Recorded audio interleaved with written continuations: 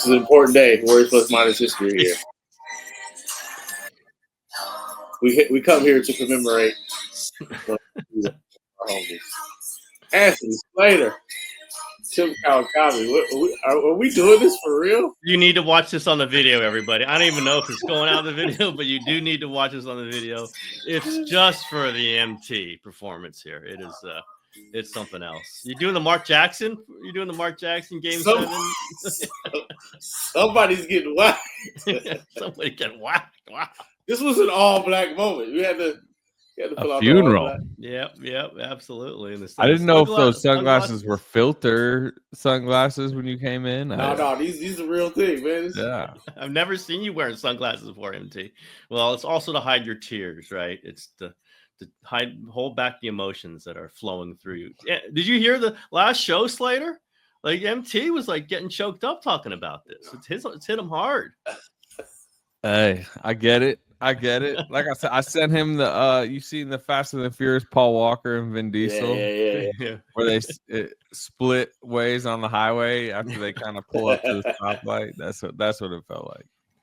You didn't send me that one, Slater. You just sent it to MT. Well, that was the Athletic, right? That was an Athletic thing. So yeah. You seen Fast and the Furious? Tim broke up the squad. Yeah, Tim did this already. Yeah. I did. Well, first, let's just say this is Anthony Slater's goodbye episode on Warriors Plus Minus after years and years. MT and I welcomed him into the Warriors Plus Minus family. What was this, like 18, 19, somewhere in there? It was, or was it pandemic? I think it might have been pandemic. 2020. Well, I forget now. It's a blur. Yeah, well, I would almost. So we had all 82 and that's right. Plus minus separately, and then we just at some point decided to fuse them together. I don't remember exactly. Made sense. Made some sense to do that, by the way. I don't know why we were doing two different ones, but Anthony Slater is at ESPN or is going to ESPN, and he is leaving the Athletic, but most importantly, he's leaving Warriors Plus Minus with all good love, all appreciation. It's been many good years, Slater, but we're gonna miss you. I know Marcus is gonna miss you. Hey, so have you been to Bristol? You've done the whole ESPN thing? I have not been to Bristol, no. You got to get in. You got to, everybody who goes, they got to go there and stand in front of that old sign and take the photo. I put it on Instagram. Yeah, you got to do that. You got to do that. All right, maybe first East Coast trip of the year. Take AJ with you. Do you care to talk about like how this was for you? And you've been agonizing over the decision for a long time. Manny, I've had Warriors officials asking me, so Slater going to go to ESPN? I was like, I don't know. It's kind of up to him. I mean, it's been an issue. People have heard about it. It's a big deal. So let's hear it from your lips. Hear it from Slater. Man, I feel like Kevon Looney. You brought him on and grilled him, and you got him aggregated, cooking Steve Kerr. Yeah, I mean, I have been agonizing over it since mid-season, I'd say, early mid-season. But I just came to the decision it was the best move career-wise, and made it right around during the finals. I think I made the decision. So you're still doing the Warriors. You're going to mostly do the Warriors. I'll be heavy Warriors. Yeah. I'm still going to be located and around the Warriors a ton. And, maybe some King stories. Some Thunder. You got to get on Thunder. Yeah. I mean, NBA reporter, you kind of go where the energy is. I mean, and there's going to be a lot of energy on the end of the Steph Curry era, however many years that is. So there's no reason to venture too far away from that, as you guys can completely understand. So, I'll be around the Warriors plenty, a ton. When I remember when Bud Geraci set up dinner with me, you, and Courtney Cronin. Like when you first was coming to the was that in San Jose? 16? Yeah. Was that the I wasn't there at this thing. Was that the young gathering of the young recruitment dinner? It wasn't there because it was like, I don't do recruiting. Yeah, TK was like, I'm not recruiting anybody. Who's basically gone from the Mercury News. Except I'm not recruiting anybody. That's what was your imagination at that point when is this all crazy to you to think? Did you know you'd end up here eventually, or is this kind of a wild? We've gone through a dynasty since then. Yeah, no, because I would remember the summer of 16, Durant obviously goes to the Warriors, and I was thinking the Thunder was going to hit like really fast forward on the rebuild then. And I remember there was like a Washington Wizards job open at the Washington Post, and I wanted to move to the East Coast. And that was my idea to go there. But Durant going to the Warriors, and immediately Bud Geraci contacted me saying that he wanted me to cover it was so appealing, because I remember thinking at the time, I did not want to go home. I did not want to go back to California at the time. But it was like, it felt very 96 Bulls to me. I'm like, you're going to go cover the Washington Wizards instead of the 96 Bulls? And that would have been a wild decision. I'm not the type of person that like has 10-year plans and 5-year plans and vision boards and all that, but so I'm not going to say I envisioned exactly where everything was going, but it was definitely like, I should probably go be around that team, and that will probably help my career. So I thought you were meaning Geraci, Thompson, Kawakami is the Bulls. I'm not going to say that was on my Durant, Curry, Draymond vision board that I was talking about, but it turned out to be. We knew right away. I've said this before, and it's got me thinking like this because I was interviewed about this when the news broke that, the Mercury News group that turned into the Athletic Bay Area group. It was like, you, me, and Marcus, I'm going to say it. And it's going to be arrogant. It's like about the best basketball coverage that there's been on a local team. And we knew it at the time. That's what Marcus and I were going. Like, that's when the Athletic was talking to us. Like, we can just take this. Can we just take this and start something with this? And it was, like, people would read about this team at a very high level with the three of us. And then we had Danny LaRue, we had Ethan Strauss joining us at the Athletic. And it's like, this is how you do it. And I think us three, this group right here, at least for me, and I'm pretty sure for MT, was the beginning of it. And I do feel a little nostalgic about it. I don't know. I feel like all y'all left me, so you're the one. I'm gonna have this moment, but I'm about to go to therapy or something, because clearly it's me, Slater. It's you. Clearly it's me. Everybody else finds other jobs. You're good for a short time. You're not good for a long time. Hey, that's me. Either that, you could also say you're just like the Steph Curry of the situation. You're the one, lingering around while pieces continue to kind of fade away. You're trying to piece together the dynasty. Still trying to get another championship. What's your always, me and Ethan, we always point to the 2018 in the M Club Lounge. What was the peak of your Warriors area? Like Warriors coverage era or Warriors minus podcast era? All of it. Both. All 82 is in this. The stock exchange is in this. Contempt somehow was in this. Remind me, I'm going to ask about that one too. I would say, I will cover that first Durant season, and now looking back on that team, right? They consider that like their greatest team of the era, and covering it from kind of the Durant side of it, where the Warriors were very new to me. Their environment was very new to me. And I felt like I was coming into it with the same lens Durant was. And that was as like joyful a season as he had. And then I remember covering him winning the championship, and I just tracked him in the celebration aftermath. It was the one title they celebrated in Oracle. And he had sprained his MCL in February. Yeah, Zaza fell on him in Washington, D.C. They thought his season was over that night, but it ended up just being a bad sprain. But anyway, he had sworn off alcohol to help the recovery and get back for the playoffs. So he hadn't had a drink since whatever it was, mid-January, February, to the moment they won the title, that first Durant title. And he had, in the celebration, had a few swigs of champagne, and he was like kind of drunk off 3 swigs, 4 swigs, whatever, burping and stuff. But he was just, it was such this fresh, it was the moment, because I think sometimes now we, a lot of people especially in like the more cynical sides of the internet, look back on that as like, the mercenary. Was it even like, yeah, it was 2 titles, whatever, however you want to frame it. But like that moment was like him kind of reaching that professional pinnacle that he had always wanted. And that celebration, which ended, by the way, people remember him walking out into the Oracle parking lot and like celebrating with the fans.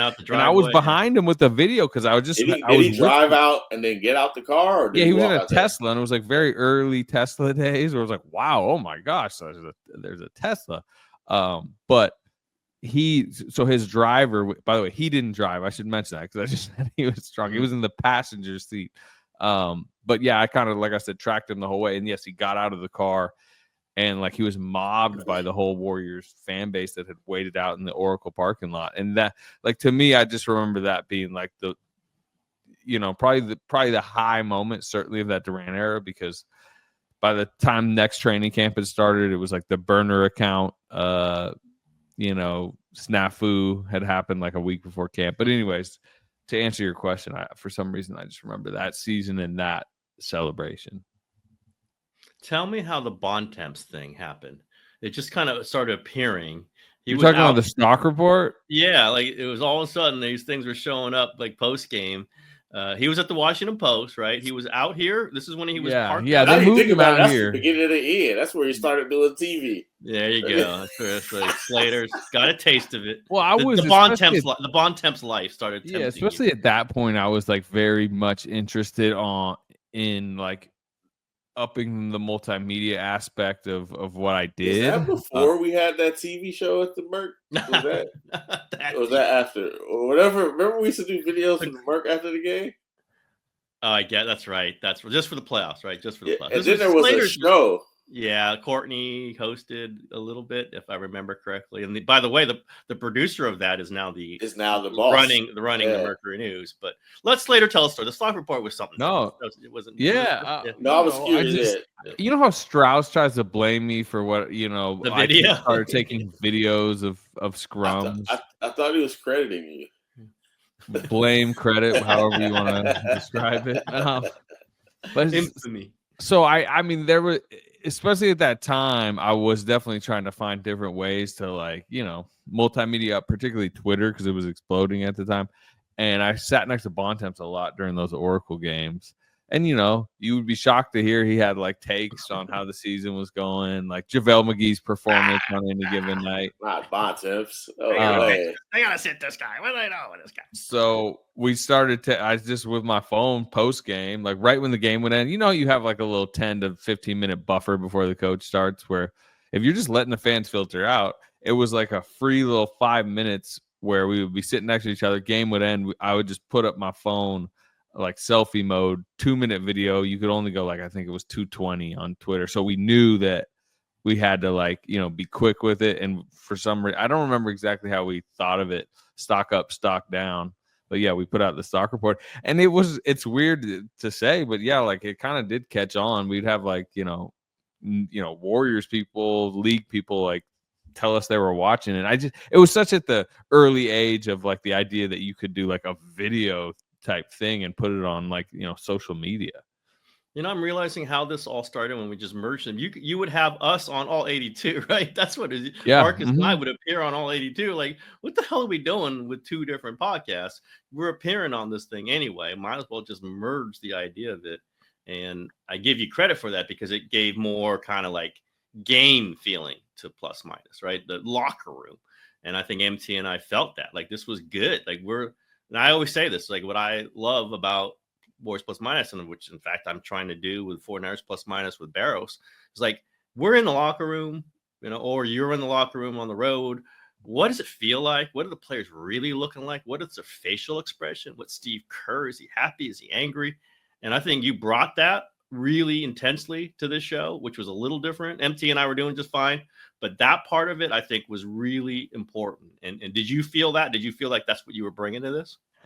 I just I was really, I'm about to kill my current self, but my work ethic at the time was like really high. There's a reason we titled it All 82. I was basically putting pressure on myself to actually do 82. And I would love to go back to that first, second season. I think I might have done 82. It was No, close. It was yeah, close. It was close. I Like was back close. to some of those back to backs. I think it But might have I been. would do, you know, I Yeah. would do like road beat writers, paper, you know, newspaper, right? Like I would just find somebody at the time. But I didn't necessarily think of it the way that you framed it. But yeah, I mean, like that was definitely what I was trying to bring to the coverage. I coming over to cover that team, and you know, we just mentioned Bontemps being there, and there were so many different national writers, y'all, local writers, bigger market, stars everywhere. Stars I didn't know, right? I knew KD, but I didn't know the other stars at the time. I just felt a high level of pressure to just produce, you know, like, you know, make some type of imprint. And I think part of that was just like flooding the zone with content, and that included like a podcast every game. And I guess it materialized into that. The greatest thing we ever produced, you know, I guess outside of Words Plus Minus, is Centers of Attention. We used to be what that was elite early video. You're only saying because I reminded you of it last show. Yeah, like that was top shelf right there. That was that video or was that audio? I'm trying to remember now. That was video. It was video, because I remember Marcus made a graphic where like all 6 centers slowly popped up, and it was basically like, who did Steve Kerr go with tonight? You know, it's funny you mentioned that. It's funny because you had a good interview with Kevon Looney a couple episodes ago. I was laughing with Kevon Looney this year because, you know, as Marcus knows, we have conversations with him about the idea of playing under Steve Kerr and, like, you know, being pulled in and out of the rotation. And he always likes to reference like, hey, I'm not the first one to deal with it. He loves to mention that when Steve Kerr went, remember Damian Jones tore his pec in like November, missed the entire season. Was like, they ruled him out. They were like, he's out for the year. But by the time they had gotten to the West Finals, and that was the year KD didn't play in the West Finals because it was the calf injuries the last Durant year. Damian Jones hadn't played in like 6 months, had never really even established himself as a player. But then Steve Kerr started him in like game 3 in Portland after not playing for 6 months. I remember that, yeah. Kevon used to always love to reference that. Like, you literally have no idea where he's ever going to go. He would just start Damian Jones after 6 months of rehab in game 3 of the West Finals. But that is to your point about centers of attention. That was when it was Jordan Bell, Zaza, JaVale, Draymond, David West. I mean, no, that was later. Cousins was later. Like, this is James Michael McAdoo is the one I always yeah. What they call him, the Speed 5. It was like, they got the Speed 5. They got the. I remember once when Kerr was Power 5, the vertical threat. Kerr was mad at me once, and I asked, like, there was a silence. These pre-game playoff pressers, everybody's there and nobody's asking questions. So I just, like, the first question, like, because I think McAdoo had finished off the last game. I was like, what do you like? Is there something in McAdoo that you think is special or something that he does, different than it? He goes, geez, I didn't think the first question I'd get would be on James Michael McAdoo. It's like hilarious. Just a moment in time in the playoffs. But centers of attention, another adventure of you guys that I did not participate in. I stayed out. You weren't ready, TK. We were grooming you.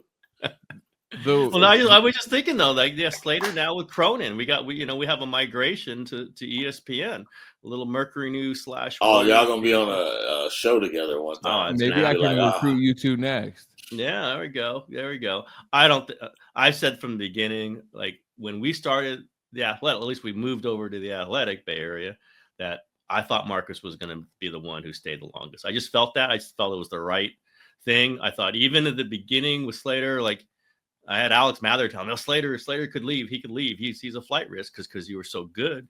But I said, I think Slater's going to stay for a while, but he could go eventually. And I knew I was going to go. I just knew I was going to go eventually. I probably stayed longer than I did. I thought Marcus was the one who was going to be the tentpole, and you are, Marcus. You're the foundational figure. We're just flitting around you. You're the one who's like putting your foot in the ground. And I just don't have options. That's all. You got options. I just don't have options. What did you make of the 15 and 50 year? Is that low point in our Warriors coverage? No, that was I remember somebody calling it like a vacation season. It was a reset. I mean, that was such a like, what was it, 5 straight finals, so 5 straight June. I'm just telling people this, certainly Thunder people this in the finals, which the draft was 2 days after Game 7. It's like, man, just transaction season rolls up on you, and then you really feel it come October, of the next season. It's you just get so drained from that, and it was 5 straight final seasons, including that final, like, Greek tragedy of a finals against the Raptors. That 15-50 felt like a necessary step back for everybody involved, including that is probably when I went from, maybe I had gone from 82 to like 70 at that point, and then by the 15-50 season, there's 65 games. I mean, that might have been like the all 27. Like, we're not doing all. We're not. Well, then it just stopped. You don't want to do the Glenn Robinson the third era. You wasn't going hard for Guy Bowman. I thought Glenn Robinson had a long future with the Warriors. Omari Spellman was your guy. That's what I remember. You were going to ride that one. He had some moments. He can shoot. The guy can shoot. Yeah. So that was, I think, it led to the Wiseman stuff, which we don't need to get too deep into, but that led into the pandemic, which I will say is when I do think we really fused the podcast together. And you guys remember doing, and Ethan was still with us at the time, we would do, and I'm talking like early pandemic, like we're locked in our houses. If you're going to the grocery store, it's like standing in line type stuff. We would rewatch old Warriors games and like break them down for an hour. And I remember that was when the Bulls documentary was on, and we were doing like episode recaps and how it relates to the Warriors dynasty. But it was like good content at the time, especially at a time when the content well was so dry because of what was happening sports wise, which it was nothing. That was when I don't know, like I feel like it took we even evolved the podcast more. Yeah, I think that's when we knew we could just keep doing this. I mean, maybe even before that, but I do think about those. We did OKC Game 6, of course. I think we did. What did we do? I mean, a couple. I think Game 7 Houston, a few others. But like, this is stuff I'm kind of curious. I might go back and try to listen to those. Like, how were those? Because it's like the whole Bill Simmons rewatchables thing. Like, you can just keep listening to those. Those are timeless, and there's something to be said about that. If the content is good, if the game itself leads to it, like you could do it with 49ers games, you could do it with Giants games. That we just kind of pulled that out was not terrible. Of course, I had to how do I look up this game? I think I had to ask Slater, how do I get back to these games? You could go play by play, and you showed me some account where I could go back and look at the games. But I just think if the conversation is good enough and the team's interesting enough, you can keep doing that stuff, and that's what where the show kind of went. It kind of began empty. I'm trying to remember the early years, the pre-Slater years. It was me and you, and it was like when we had Curry on one. Yeah, we had Durant on. Yeah, we had Andre. That's what we set up at Warriors practice. That was incredible. We just get them right there at the table. That table was awesome. Isn't it crazy how much coverage has changed just in this time? Like access and all that. It's just so different now. Yeah. Well, it's different. It's also different because Oracle. I mean, the Marriott was set up for media. It was incredible, and obviously Chase Center is not set up for media. I think even if they hadn't completely moved venues, they would have kind of begin to minimize some of that, because that is just like the league trend of just kind of getting reporters away as much as possible in those type of settings. That's just my opinion. But. Yeah, I think I agree with a lot of that. Just the setup was such that they might have limited the number of people there, is what they would have done, which they've kind of already done. But just like it was such a social setup, it would be really hard to try to limit that unless they just kept us out of there almost entirely. Well, my thought of what they would have done, and I don't know why we probably don't even need to get too into this, but remember that left side training room area where they would just kind of, that's where I believe you guys are saying you put the table over there sometimes if you're doing a podcast. My assumption is they would have shut that down, because I remember getting there from covering the Thunder, and I was like, I cannot believe that's how it was for years before that. That used to be our waiting area. Yeah, and they would come out, and we'd just be right there waiting for them. Then they I was like, my jaw dropped when I saw the type of freedom of access. To walk over. Yeah, that had to be a culture shock coming from the Thunder. Yeah, I mean, it's different, Chase. There's no question. It probably would have changed, but those days, the early days of Plus Minus, and I'd say TK show too, because I was doing interviews there. We would just be at that table, and guys would be walking past, and sometimes we could grab them for a slight conversation at that table. It was unique, and that's not coming back. That's not coming back. Nah, that's done, buddy. That's a wrap. I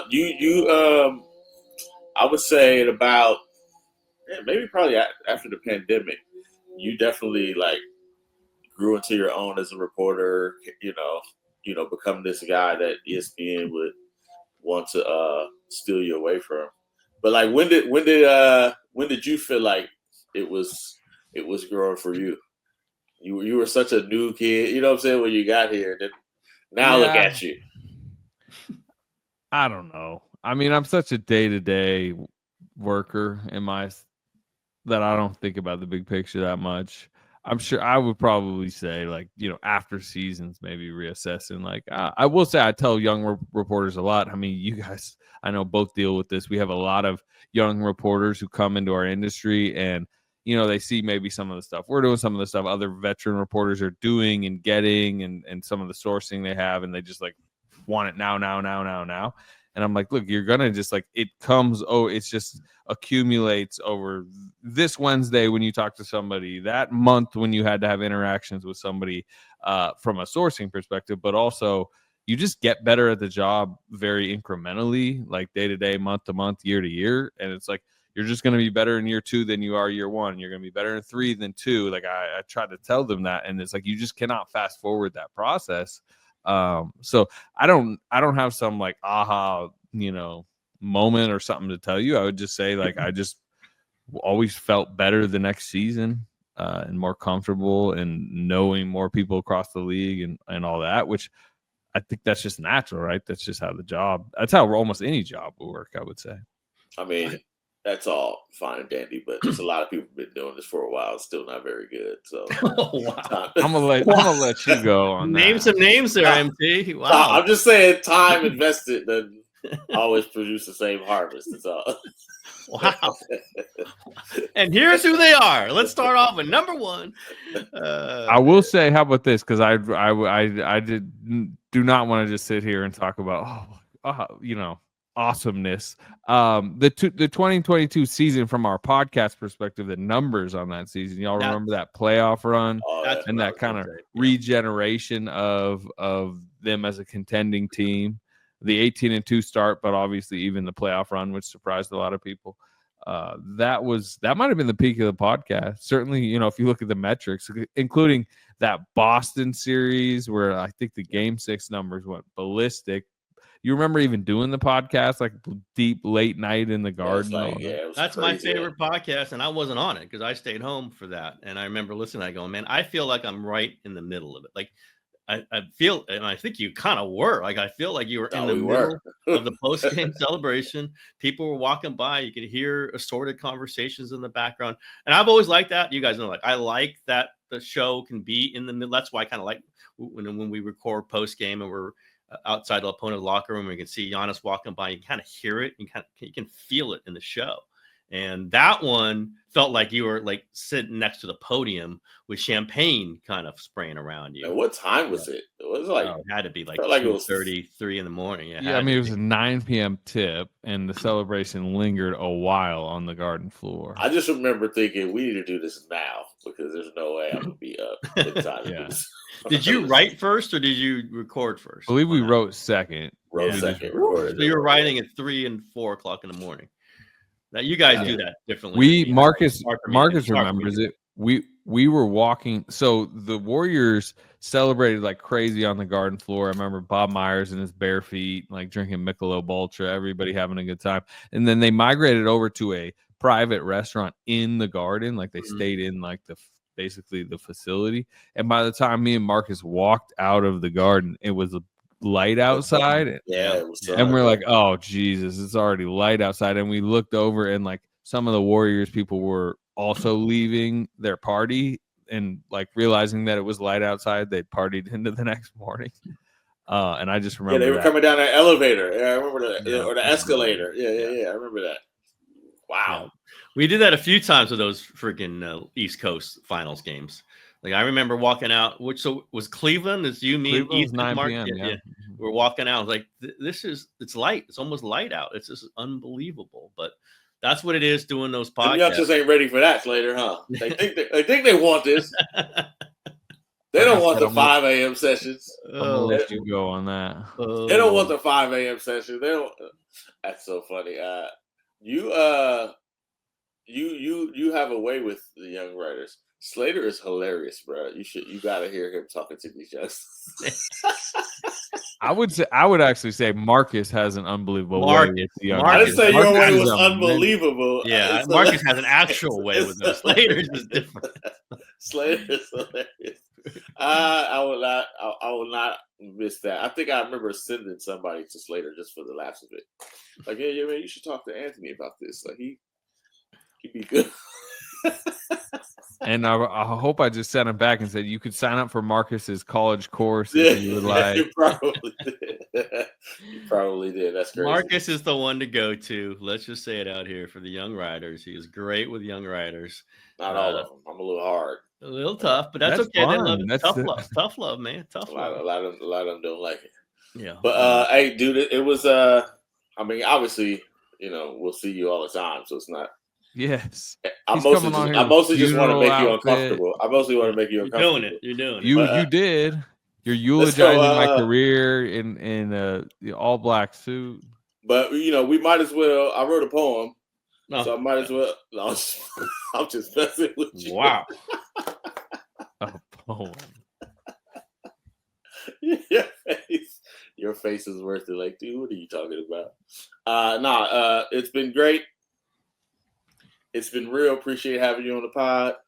It was dope working with you for whatever 9 years. Going to be tough shoes to fill. Tough shoes to fill. I don't know if we're going to. I don't know if we want to talk about it right now, but I'm not 100% sure how we do it. I don't know. I don't know if anybody's worthy. They got to convince me. Yeah, it's going to be different. I think the show's going to be a little different. That's okay. We need to just get people online to come on as guests. We should do like a contest. So, I mean, you make a good take, you get 10 minutes on. That would be a disaster. Yeah, I'm not doing that. But I actually vote for that. That's what I want. Might be chaos. Might be chaos. The good guy. I am not doing that. But come on, man, you got to be with the people sometimes. MT loves the chaos. He does love the chaos, and I like a little more structure.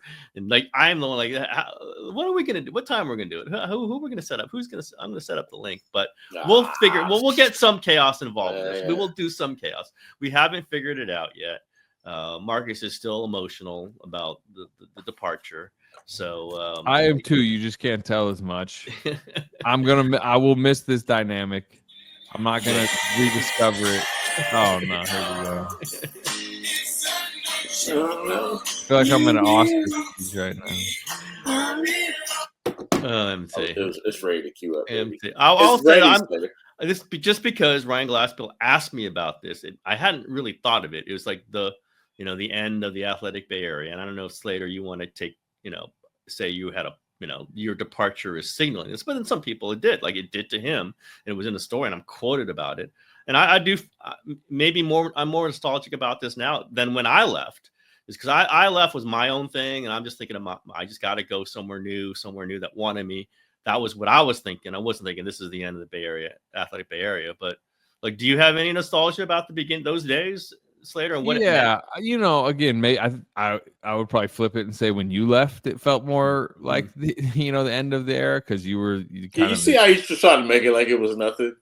Well, I mean, if we're really just talking Athletic Bay Area, Tim and you then, killed it with Marcus. It was you, TK. You killed it. No, I didn't mean it like that. I mean, he was the architect of the actual Athletic Bay Area when it was if it felt like it was Bay Area coverage. I would say for the last few years, I've definitely shifted my mindset into NBA, including national. You guys love to kill me. I covered the Lakers in the bubble. I've done plenty of Kings. What do you call me? Slaker at one point. I think I did not say that either. Strauss. There was some type of Sacramento nickname, the Thunder. retracing back to the Thunder, I'm sure has been referenced about 580 times over the last few years. I've kind of taken my mindset a little bit away from like, I view my career going towards just like NBA in general. Whereas I do think I'm very grateful for the Athletic Bay Area time, but I did feel like, Tim's departure was kind of, at least I can see why you would see it flip side, but I view your departure as kind of maybe the end of that era. And it was unbelievable. It was, in my opinion, a launching pad for myself, but also for, I think a lot of other people, just that idea and also the execution of the Athletic Bay Area, because I think we came in with ambitions on what it was going to be, and I think we even surpassed our own. Yeah, I agree, and I think we hired the right people. That's what I think. That was like, you're starting it. What do you want? How do you start a brand new thing with the best people? Well, you hire this person, this person, this person, and I think that's what happened. You can judge some people at the Athletic at the time can judge it differently, and that's why it's not there anymore. But I think it proved itself statistically. It proved itself journalistically. And I am I was not nostalgic when I left. I really wasn't. I'd been nostalgic as I was leaving, maybe, because I knew I was going. Like, I knew I was going. It was just going to matter of where it was going to be. So I didn't get nostalgic when it happened. I like to go to a new thing and do the new thing. But as we lose the major pieces, as the place loses, then I start feeling about it. And the decisions Marcus and I made, and the people we made it with, that starts to be feeling like I start getting a little thoughtful about it. Well, Chris Paul just returned to the Clippers, so whenever you want to come back for the 1-year vet minimum, pull up. Damian Lillard, this is the week for it. Can I do a Lillard and just not do anything for a year and still get double paid? You ain't getting $70 million. I appreciate you. All right, we're gonna dip here. Warriors plus minus will still go on because, sorry, Slater, the show must go on. Please, I'll be listening. I'll be a listener now. I am gonna just be one of the people, either like when I see you in the arena saying some comment, or maybe even like Apple it's gonna be you now, commenting or whatever. Well, I will say I am appreciative of it. As we've had, and Marcus and I have had answers, and Slater, you did, when we went silent for a little while, like we heard in the arena, when is we going to get Warriors plus minus back? When's Warriors plus minus? And then Slater, the reporting is that he's leaving, and then it's official. And what do we get, MT? What do you and I hear? And even Slater, I think you heard some of it. Like, is Warriors plus minus still going? Are you still going to do Warriors plus minus? And that's a sign of a show they that definitely care less about you going to ESPN than whether or not. It's like, yo, are we doing work? I was like, this dude's at like a major level up. Like, what are we? Can we talk about Slater for a second? No, Warriors plus minus. Is it happening? Are you doing Warriors plus minus? Which is, I appreciate that about the show. I appreciate about what Slater has brought to the show, and expanded on what MT and I started. And Ethan did too, should say that briefly, but it makes sense that people care about the show, care about where it goes. And I do really, really, I'm glad about that. And hopefully MT and I don't screw it up. We won't. All right. Until next time, we'll talk more Warriors basketball and the moves they aren't making. But for now, we are signing off on the Anthony Slater celebration. I'm signing off. Slater era. Slater's been a little uncomfortable throughout this. It was an uncomfortable 39 minutes, but I'm signing off. Oh yeah, please just play the song. Play it out. Play it out. Wow. It's so natural. Nope, nobody wants to hear me sing. No, I'm really sure of that after hearing that. All right, everybody. Slater, been great doing the show with you.